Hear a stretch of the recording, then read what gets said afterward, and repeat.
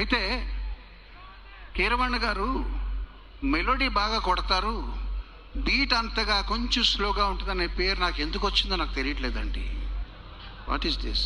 అందుకనే నేను ఈ మధ్య ఒక కొత్త ఫ్లాట్ కొన్నాను.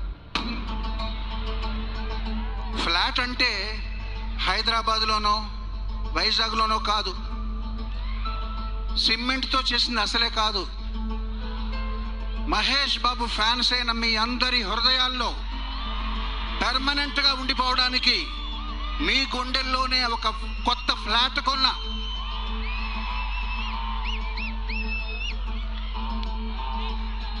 బిల్డర్ హ్యాండ్ ఓవర్ చేశాడు, producer happy, director happy, tiles వేస్తున్నారు.